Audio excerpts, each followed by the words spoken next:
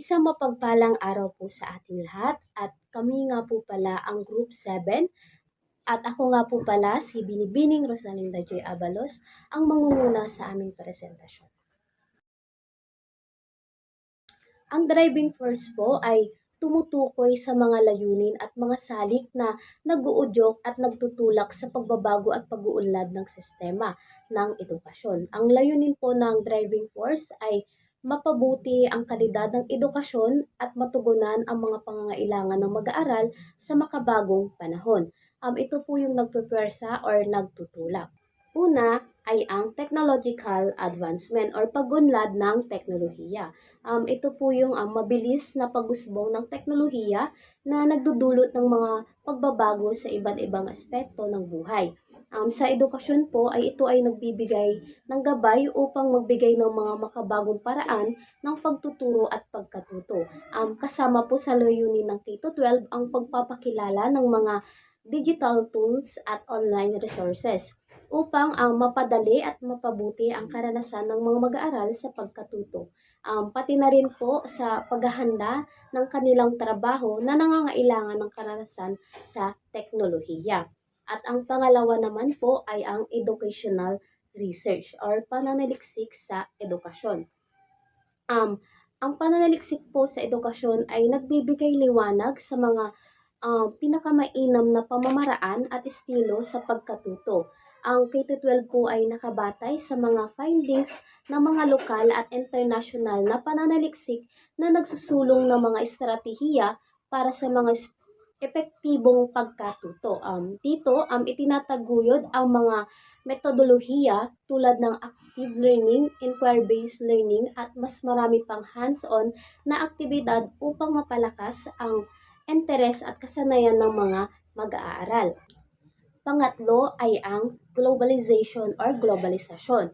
Ang globalization po ay nagdudulot ng mas maraming koneksyon sa pagitan ng mga bansa at ito ay nangangailangan sa mga mag-aaral na magkaroon ng mga kasanayan na hindi lamang makikinabang sa kanilang sariling bansa kundi pati na rin sa pandaigdigang merkado. Kasama po sa layunin ng K-12 ang pagpapalawak ng pananaw ng mga mag-aaral sa pamamagitan ng pagtuturo ng mga global na issue at mga pagpapalakas ng kanilang kasanayan sa wika, komunikasyon at teknikal na aspeto na kinakailangan sa global na pamilihan. Pang-apat naman po ay ang 21st century skills or kasanayan sa ika-21 na siglo. Ang K-12 po ay naglalayong magbigay ng mga kasanayan sa mga mag-aaral na kailangan upang magtagumpay sa makabagong panahon. Kabilang dito ang critical thinking, creativity at collaboration at communication.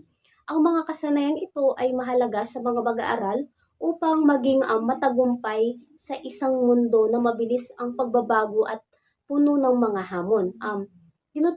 Tinututukan din ang mga paghahanda ng mga mag-aaral sa mga trabaho sa hinaharap tulad ng mga teknikal na trabaho at mga makabagong industriya.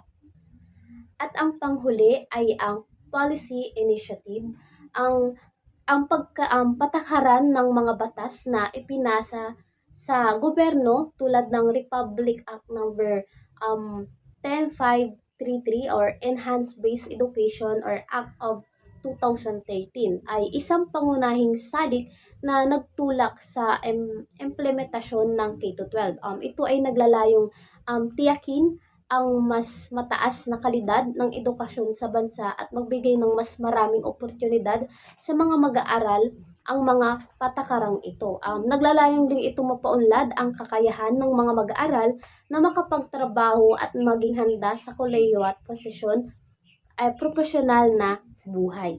At tinatawagan ko po ang susunod na magpepresenta.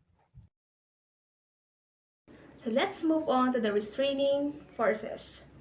We have number 1, which is the budget constraints. Isa sa mga pangunahing issue ng isang paaralan ay ang pagkakaroon ng limitadong pondo. Kapag hindi sapat ang budget ay mahihirapan tayong magpatupad ng mga bagong programa o makakuha ng makabagong teknolohiya na kailangan para sa mas magandang curriculum. Halimbawa narito, kung ang isang paaralan ay mayroong budget cut, malamang sa malamang ay maaaring hindi matuloy ang proyekto tulad ng science lab or extracurricular activities na kailangan ng mga bata. Next, we have the standardized testing pressure. Isa din sa issue ang sobrang pressure sa pamantayang pagsusulit. Dahil minsan ang mga guro at estudyante ay nakatuon sa paghahanda para sa mga exams. Kaya ang ibang mahahalagang bahagi ng edukasyon ay nalilimutan. Halimbawa ko dito, kung ang focus ay puro math at science dahil sa standardized test, paano naman kaya yung mga ibang subjects tulad ng arts or social studies?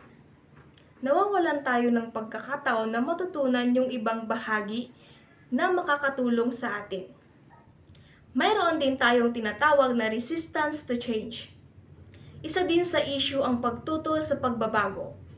Maraming mga guro at administrador ang medyo hesitant na tanggapin ang mga bagong idea. Normal lang naman na maging komportable tayo sa kung ano ang nakasanayan natin. Pero minsan, kailangan din nating mag-adapt ng bago dahil nandito na tayo sa bagong henerasyon. Next, we have the resources availability. Next, we have the resources availability. Hindi natin maikakaila ang kakulangan ng access sa mga mapagkukuhanan ng mga sources. Sa ibang lugar, sobrang hirap makakuha ng mga kagamitan or magpakabit man lang ng internet connection para sa mga online learning at mga offices ng mga guro. And lastly ay ang regulatory and bureaucratic. Ito ay nagiging hadlang sa mabilis na pagbabago o implementasyon ng mga inisyatiba sa edukasyon. Ito ay nagdudulot ng pagkakaantala sa pag-adapt ng mga bagong kurikulum na naglilimita sa mga kakayahan ng paaralan na tumugon sa pangangailangan ng mga estudyante. Good day everyone, I am Jade Nicole L. Diaz together with Kate Raymond Julia C. Santiago and Jervis Ducusin. So dito ipapakita namin ang K-12 curriculum ng DLP. So dumako na tayo sa layunin. So sa layunin namin is nilagay namin yung DI, the State Learning Objectives or outcomes. So, alam naman natin na naka-refer siya the specific goals or competencies na ine-expect na ma-achieve ng estudyante by the end of the lesson. So, halimbawa nito, like matapos ang talakayan is makapagbibigay ng halimbawa kung ano man yung tinalakay ng guro sa araw na iyon. At ang susunod naman ay ang balik-aral. Ang aming inilagay na direct instruction sa balik-aral ay ang review. Dahil ito ay isang paraan ng pagbabalik-aral sa mga naunang aralin upang matulungan ng guro ang mga mag-aaral na mas mapalalim ang kanilang pag-unawa at kaalaman. So, dumako na tayo sa pagganyak. So, sa pagganyak namin, nilagay namin yung GI, the Anticipatory Set or Stimulate New Learning. So, this is an activity or question that designed to capture the students' interest and prepare for the lesson. Siyempre, kung nagpapagganyak ka is, yung ipapagganyak mo, yung kumukonekta pa rin sa topic na tatalakay ng isang guro at kung paano nila ma-capture yung interest ng estudyante. Sa paglalahad naman, ang aming direct instruction ay ang check for understanding, monitor the students. Dahil sa pamamagitan ng paglalahad ay nakikita at nasusuri ng guro ang mga mag-aaral kung lubos nga ba nilang naunawaan ang kanilang paksang tinatalakay. Ang aming inilagay na guided instruction sa paglalahad naman ay ang modeling, provide several examples, and demo. Dahil sa pamamagitan ng pagpapakita ng mga halimbawa ay mas madaling maunawaan ng mga mag-aaral ang bagong aralin. So, dumako na tayo sa pagtatalakay. So, nilagay namin sa DI ang check for understanding, monitor the student. So, this refers to the ongoing assessment of whether students are grouping the lesson as it unfolds. So, the teacher checks for understanding by asking question, giving quick tasks, or observing students' reaction to ensure they are on track. Sa paglalahat naman, ang aming direct instructions ay assess performance 80% or more. Dahil dito sinusuri kung nakuha ng mga mag-aaral ang layunin ng paksa.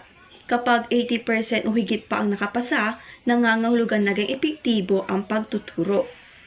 ang aming inilagay na monitor learning sa paglalahat ay post-test summary non-mastery group. Dahil ang post-test ay bahagi ng paglalahat upang masukat ang kabuuang pag-unawa ng mga mag-aaral. Natutukoy dito ang mga hindi pa ganap na makaintindi o non-mastery group at nangangailangan ng karagdagang tulong. Isang magandang matapalang araw sa ating lahat. So ako si Ginoong Jervis David Tito Pusin at ipagpapatuloy na po natin yung talakayan. So dumako naman po tayo dito sa paglalapad. Dito po is pasok po sa GI namin yung modeling and sa ML naman po is yung monitor. So ang modeling po, ito po ay nagbibigay linaw na gabay kung paano gamitin ang isang konsepto or kasanayan. And pasok din naman po yung monitoring dito dahil ang monitoring po is ito po yung nagtitiyak na maayos itong sinasagawa at naiaangkop ng mga mag-aaral sa tamang paraan. So dumako naman po tayo dito sa pagtataya. So pasok po dito sa direct instruction namin is yung guide and sa systematic instruction naman po dito is yung seat work. So yun, pasok po yung guide dito dahil ang guide po ay ito po yung ginagamit upang matulungan ang mga mag-aaral habang sinusuri kung nasa tamang direksyon ang kanilang ginagawa. So dumako naman po tayo dito sa seat work. So ang seat work naman po ay isang tahimik ay nakapokus na paraan ng pagtataya upang makita ng individual ang antas ng pagkatuto ng bawat isa. Dumako naman tayo sa evaluasyon. So dito po is pasok po yung direct instruction na assess performance and systematic instruction na accountability. So pasok po dito yung assess performance dahil sinusukat nito kung ano yung naabot ng mga mag-aaral ang target na antas ng pagkatuto, kung 80% or higit pa. And dito naman po is pasok din po yung accountability dahil sinisigurado nito na ang bawat mag-aaral o grupo ay may responsibilidad sa kanilang mga output. So dumako naman po tayo dito sa takdang aralin. So dito po is pasok po yung guided instruction na independent practice, yung mastery of learning na inform, and pasok din po dito yung systematic instruction na homework. So pasok po dito yung independent practice dahil pinapalakas nito ang kakayahan ng mga mag-aaral sa isang paksa sa pamamagitan ng aktwal na paggawa sa aralin sa kanilang sariling kakayahan. So sa pangalawa naman po is pasok po dito yung inform dahil ito po is siniguradong nauunawaan ng mga mag-aaral ang layunin at proseso ng takdang aralin dahil ito ay malinaw na ipinaliwanag bago ibigay. At dumako naman po tayo dito sa pinakahuli. So pasok po yung homework dahil ito po ay nagiging regular na paraan ito upang masuri at mapalalim ang kanilang matututunan habang nagbibigay ng oportunidad sa mga mag-aaral na mag-review ng aralin at maghanda para sa susunod na tatalakayin. So doon lamang po nagtatapos ang aking report. Maraming salamat.